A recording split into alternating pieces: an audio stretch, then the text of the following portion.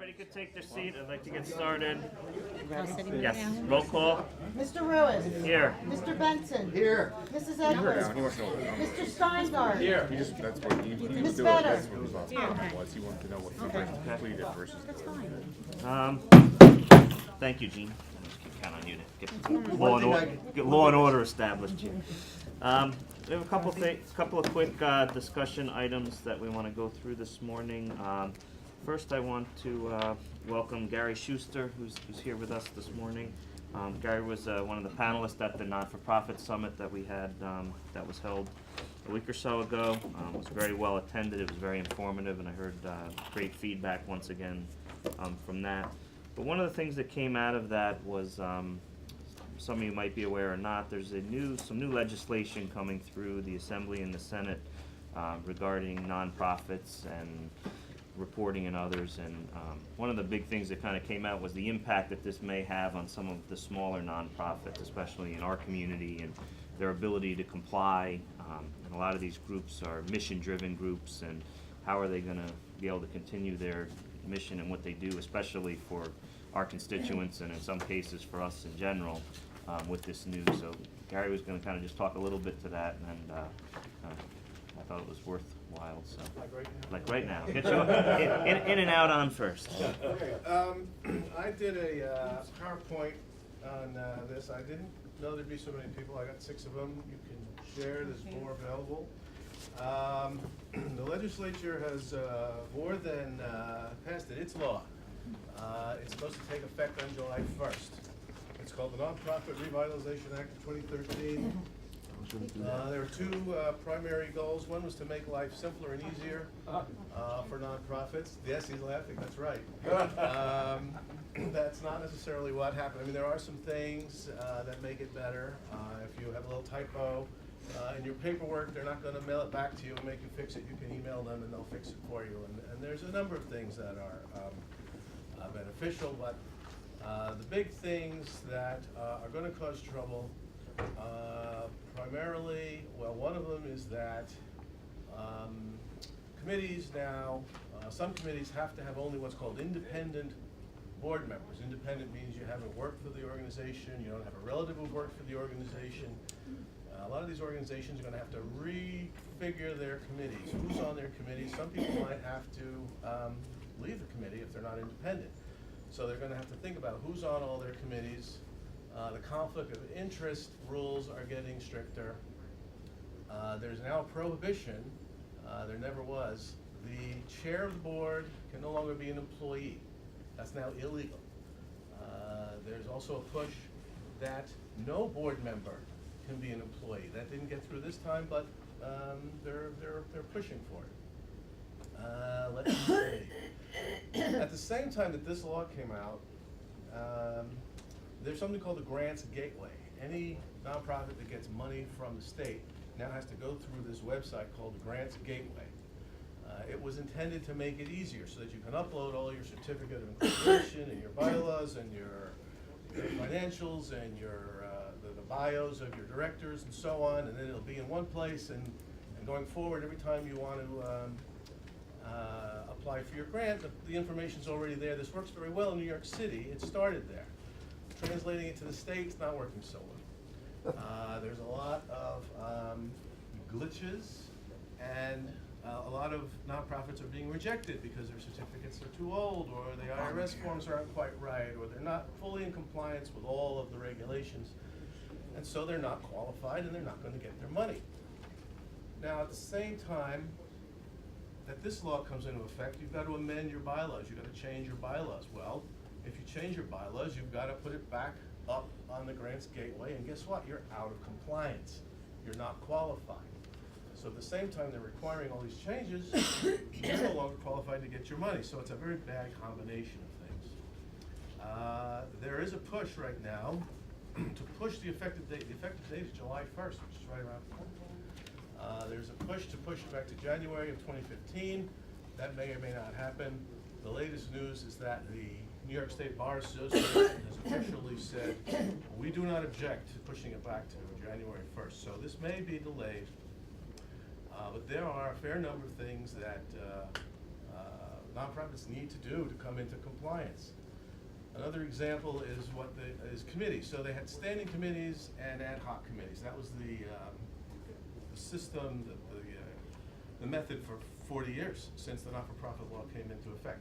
Those are going away. No more standing and, is that a question? You have a question? No, Feel free. by I the will, way. don't worry.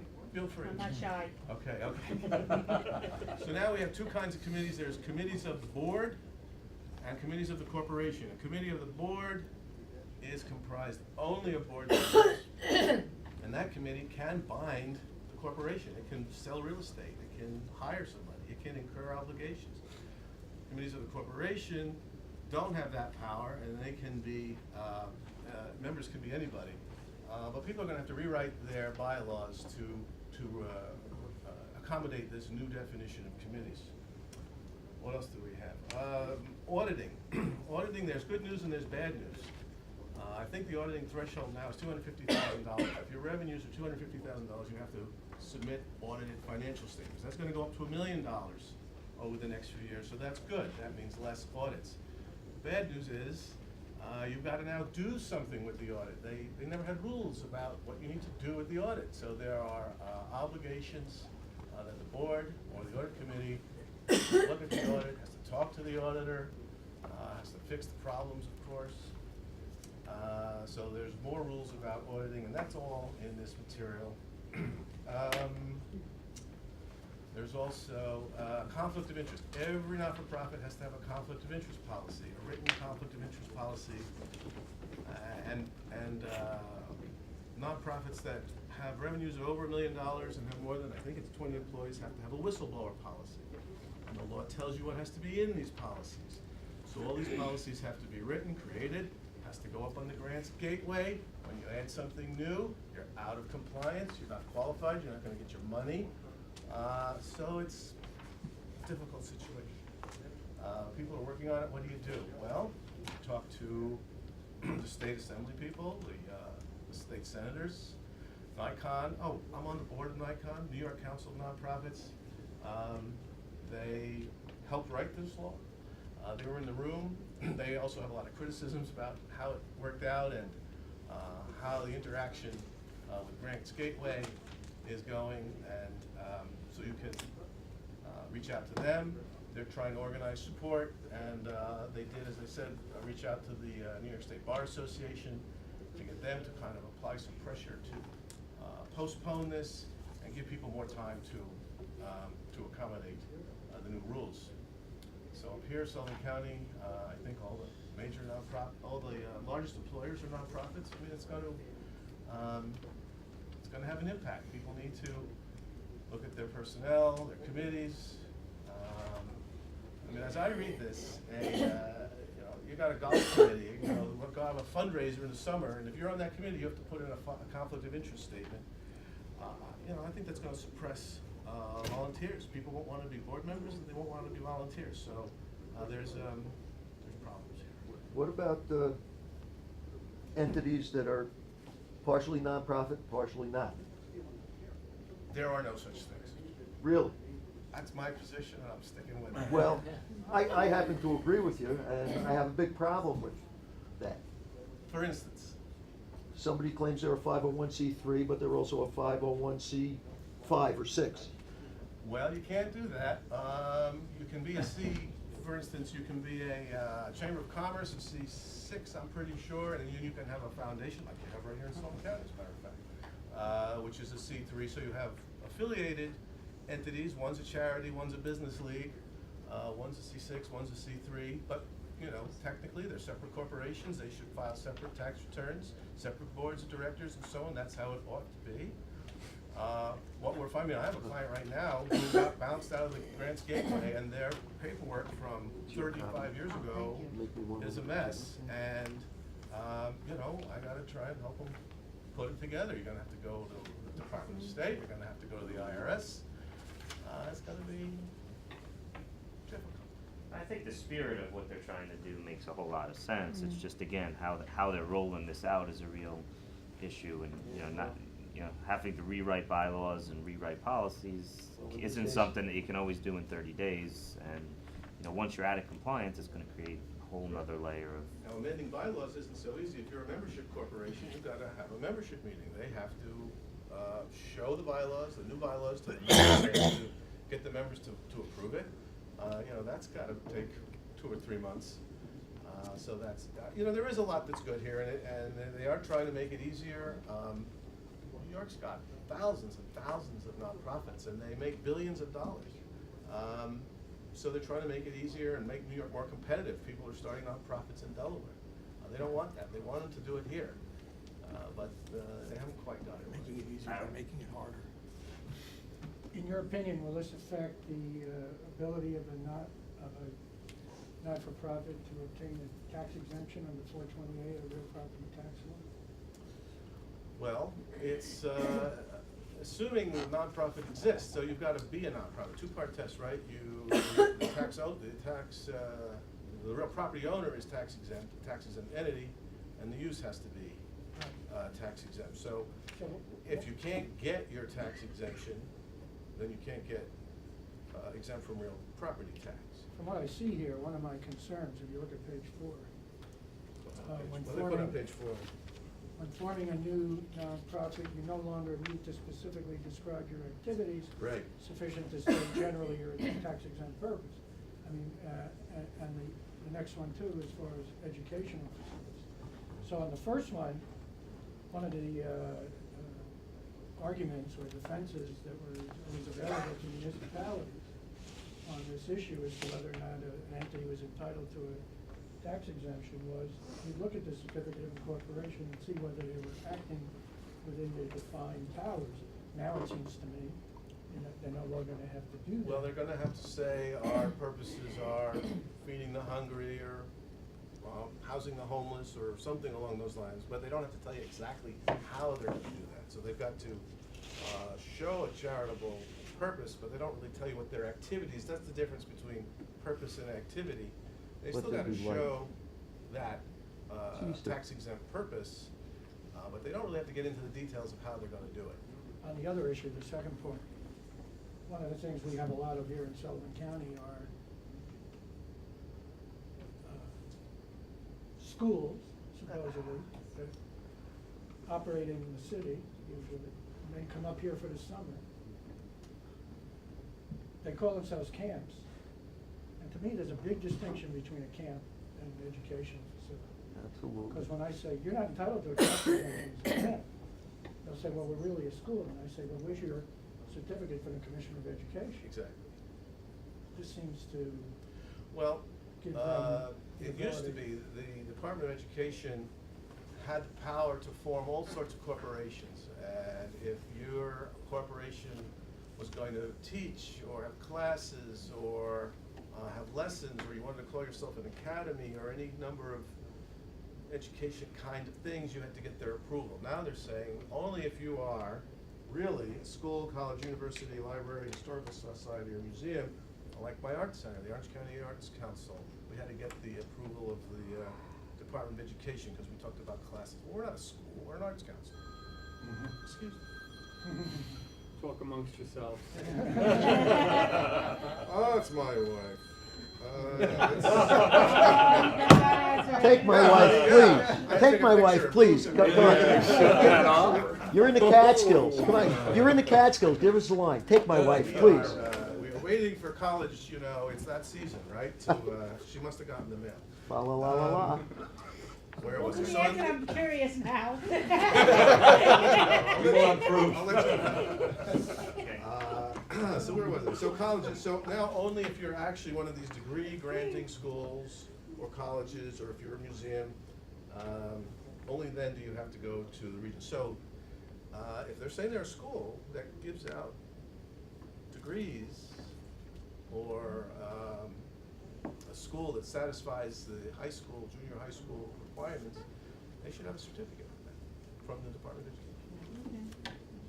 so I think one of the asks coming out of the deal was, would we be willing to entertain a resolution to ask for this delayed implementation to January 1st of 2015, and I certainly think it's a worthwhile endeavor to do that. If everyone agrees, Scott, maybe we could have it written and put on executive, so we could take a look at it. But very simple resolution asking for the implementation to take place on January 1 as opposed to July 1. Does anybody have a problem with that? Okay. Great, Gary. Thank you, thanks for coming, and I appreciate your insights. Let us know how you're, I'll let you know. yeah, Let us know. You can listen to it now, we'll wait. Okay. Okay, the next discussion is prescription drug card program. Procurement card, sorry. Not prescription, procurement card. Tired. Exhausted. It's a P card, there you go. Some months ago, we talked about some different ways for procuring or paying our accounts payable, and Angela and I think Janet, you guys did a little checking, and this is a follow-up on that discussion, I guess. So basically, it's just an overview here of what a procurement card is. It's basically a commercial credit card. Biggest difference is it gives you a wider variety of card controls that you can set up. NISAC has come, we've got a solid presentation for the NISAC Payment Solutions Program. It's a cost-free vehicle to help us streamline purchases. It creates efficiencies through this web-based integrated solutions. And once you hit $50,000 threshold in the program year, you start earning rebates on the monies that you spend. So far, the group, we've been together with audit, treasurers, purchasing, and OMB.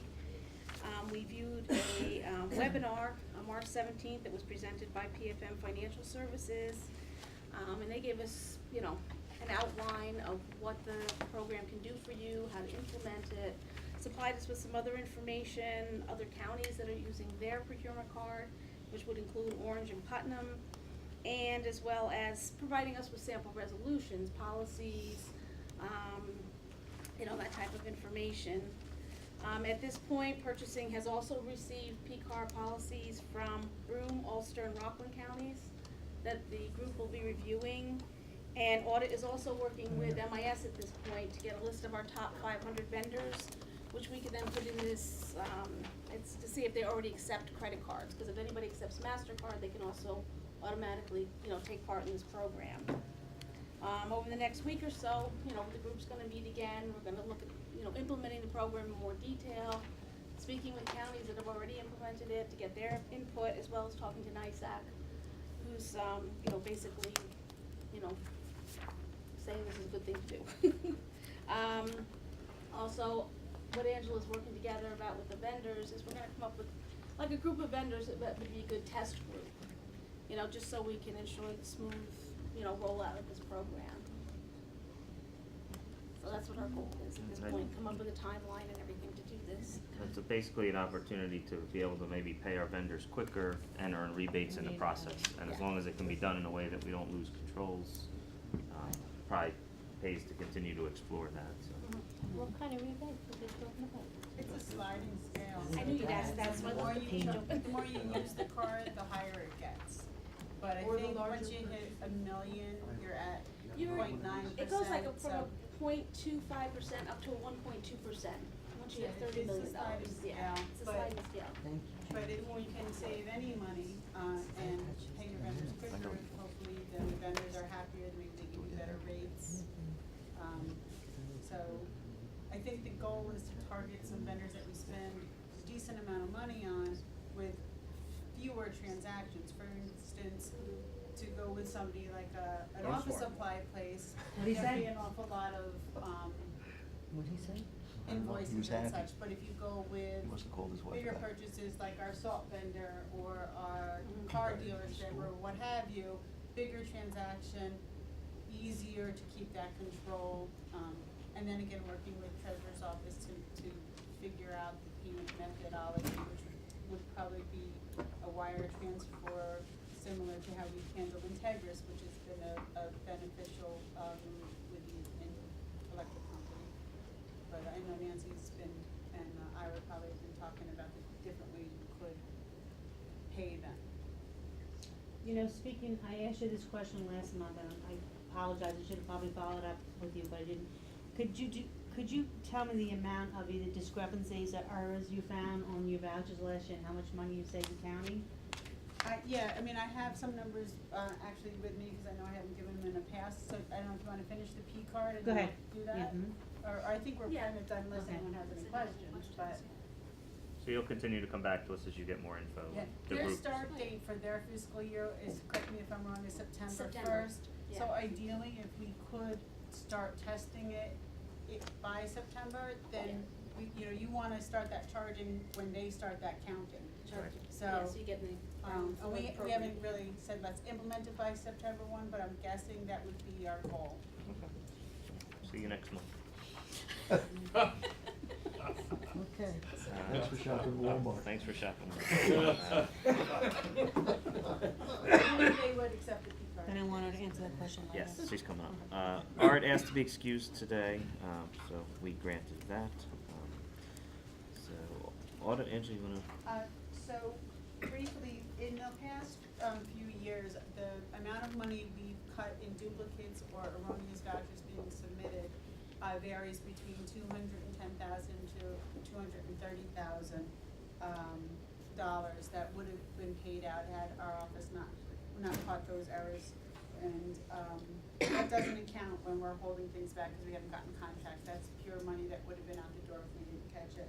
So far this year, in 2014, we have processed just over 11,000 invoices, and duplicates or vouchers that needed to be reduced so far in these 3 months is just over $30,000. Okay. But annually, it's, you know, almost a $250,000 in duplicates. Thank you. Any other questions for Angela on audit? Thanks, Ange. Ira, I see you have one resolution in your report. Yeah, we have previously done what we're seeking to do here through 1989 or 90. This would enable us to certify that all of our books are correct as far as tax collection through 1999, which will do two things. One, make it easier for title searchers, and two, enable us to get rid of these books and give us more room downstairs. Makes sense. Motion. Moved by Jean, is there a second? Ira, Kitty? All in favor? Thank you. It was a quiet That's it. second. And you just wanna go through your report quick, Ira? I'm sorry? You go through your Sure. report. Yep. Sales tax continues to be behind. We're behind now from last year, $168,000. It's been this way since January or February when we started with 2014. Hopefully it'll turn around this summer, but that remains to be seen. The mortgage tax is slightly up from last year. Recall that last year was the first year in many years recently that the mortgage tax was up instead of down. So this is basically holding where it was last year. The room tax, we're early in the year, obviously, so we're running about even. We're just down 8,000. We ended up the 2013 just about even to where we were in 2012. I think we were about $10,000 short. But some money we were expecting from one of our big players finally came in, which we thought it would, and brought us to the level which we thought it would. On the bottom are a list of payments we have to make this month. We've just gotten we're balancing the books from the towns, and we've done the calculations on the schools, and of course, we've already, as far as I know, made these payments this year. I think, if I recall, it's a little less than it was last year to the school districts, but it's still a big chunk of money. Bond payments, we're going to do this mess of 1.9. Now we're still at a point where we've got to, I know you adopted a bond resolution for over $9 million. I heard from Ed McAndrew, there's one project that he's not going to go through with this year. I don't think we need a new resolution, but we did talk to our financial advisor this morning, and he anticipates within the next 4 to 6 weeks we'll go to the bond market. Questions for Ira? Thank you. Josh, you got a few resolutions? First one, just to modify the county budget. Moved by. Gene, second. Ira? Any questions for Josh? All in favor? Where's that? At least look up. It's getting near Annie's lunchtime. Mine too. To adopt a revision to the asset management policy. Three. That's three. Oh wait, 3, to close a capital project account, moved by Jean, seconded by Kitty. We do this periodically to close out projects that are complete, right? Yeah, it's just a routine administrative function to clean up the books before the auditors wrap up their audit. All in favor? Opposed? Motion What is carried. that? To adopt a revised asset management policy for the county, moved by Jean for discussion, seconded by, I'll second it. Do you wanna just take a look at? Yeah, I mean, the high level, I mean, I've had Janet and Angela looking at some other counties and looking at potentially increasing the threshold that we would consider fixed assets in the county. This draft in front of you would change the existing policy from a $5,000 level to a $25,000 level.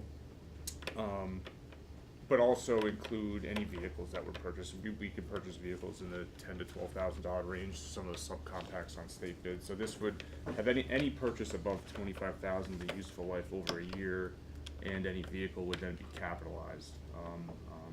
It allows a little bit, streamlines the process a little bit. We don't have a lot in that in that 5,000 range anyway, and it will allow a little bit quicker process to get.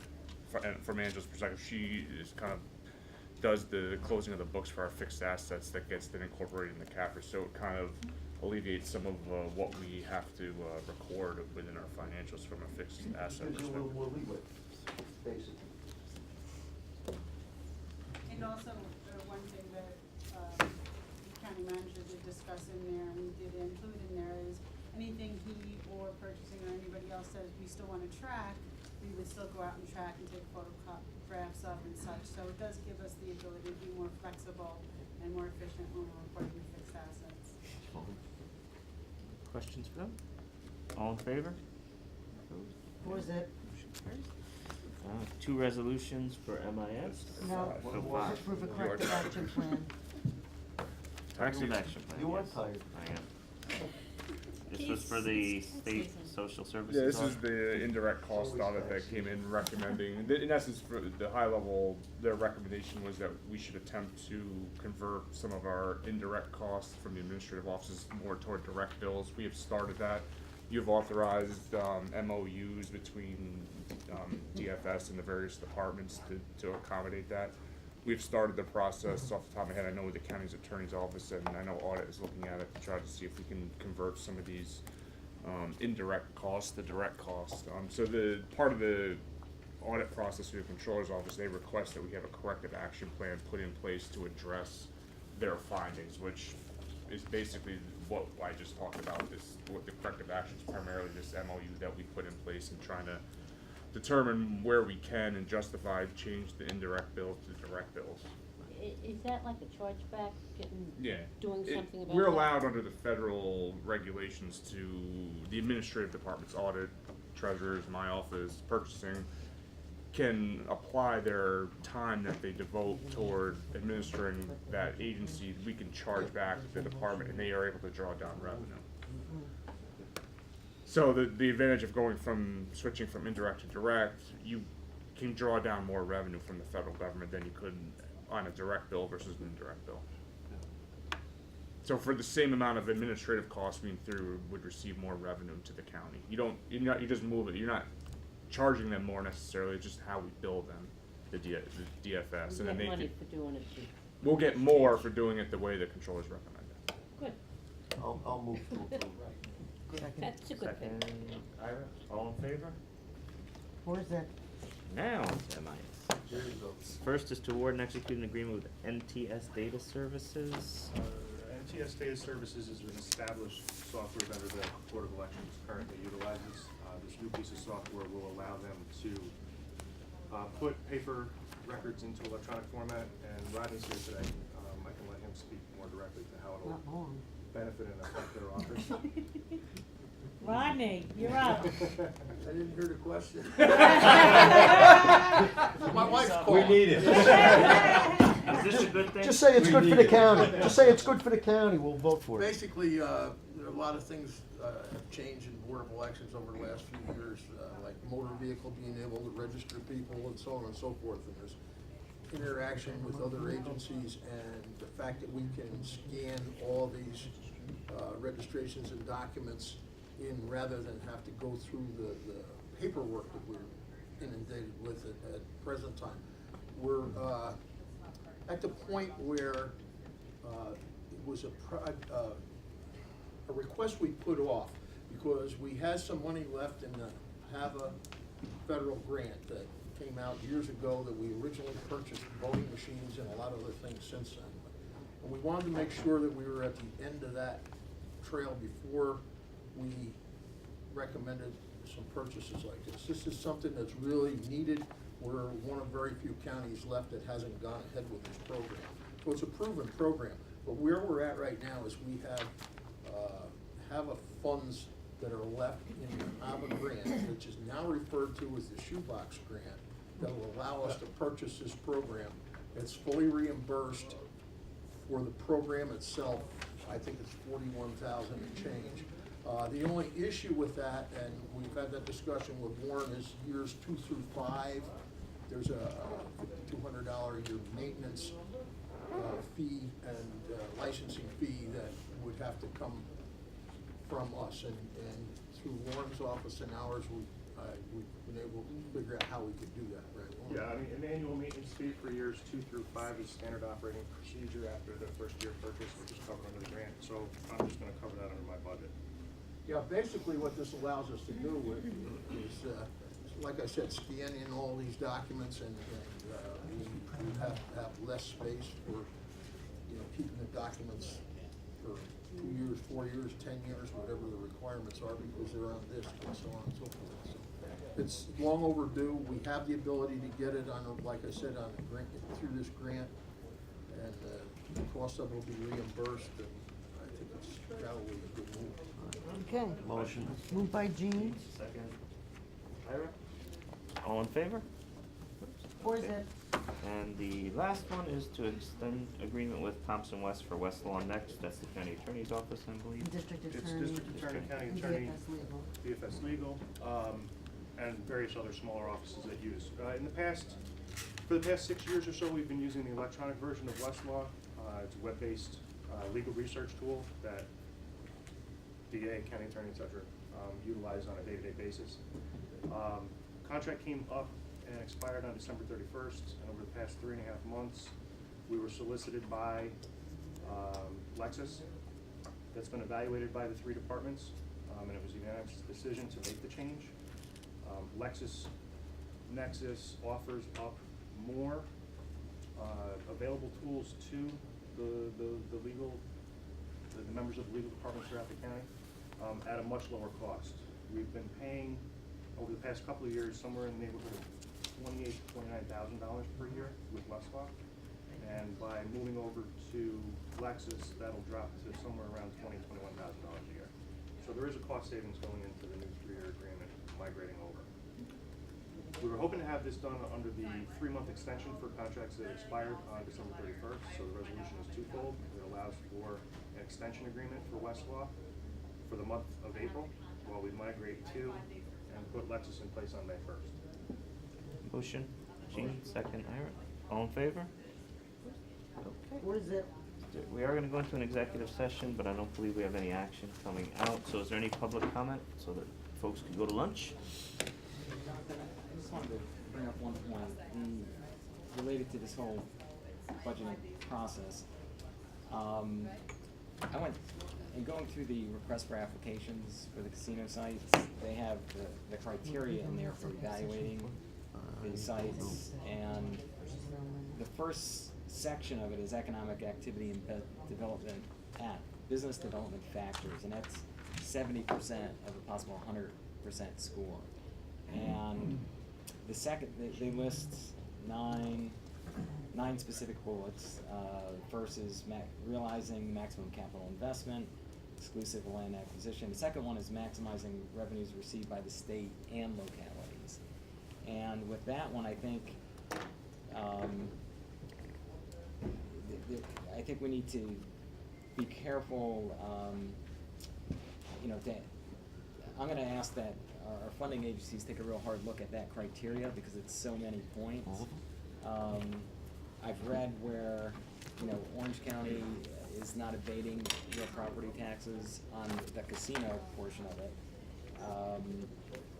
And, I don't know if we do that on the casino aspect. I know there's a separation between the resort and the casino, two separate things.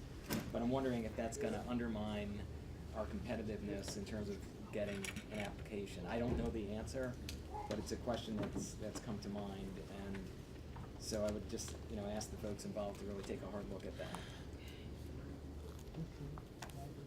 Public comment?